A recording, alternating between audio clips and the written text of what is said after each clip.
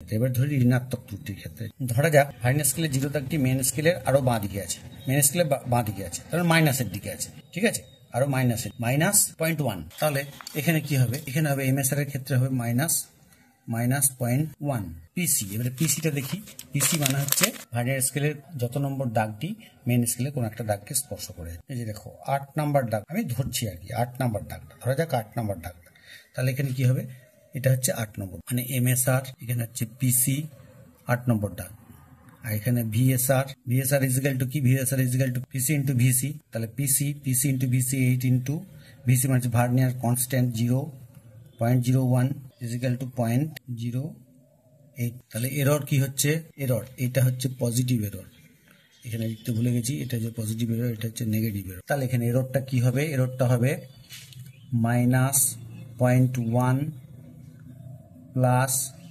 0.08, ঠিক আছে, তাহলে কি হবে +0.07 হয়েছে, +0.07। এখন এই যে মানটা এলো, এবারে অ্যাকচুয়াল রিডিং কি হবে, অ্যাকচুয়াল রিডিং এর ক্ষেত্রে কি লিখবো আমি, ধরা যাক আমার যদি এইটা ধরি, আমার যদি কোনো একটা টেবলের মাইনর অ্যাক্সিসের রিডিং হয় 3.47 সেন্টিমিটার, তাহলে আমি কি করবো এক্ষেত্রে যেহেতু এটা ঋণাত্মক ত্রুটি, তাই আমি কি করবো 3.47, তাহলে 3.47 প্লাস 0.7, ঠিক আছে, সমান 3.14 প্লাসে প্লাসে প্লাসই হবে, এটা প্লাস ইন্টু প্লাস প্লাস, তাহলে প্লাসই হলো 3.47 প্লাস 0.07 মানে 1475 সেন্টিমিটার। এর অর্থ হলো মেন স্কেলে আমরা যেটা কম পাচ্ছিলাম, ঋণাত্মকে যেটা কম পাচ্ছিলাম,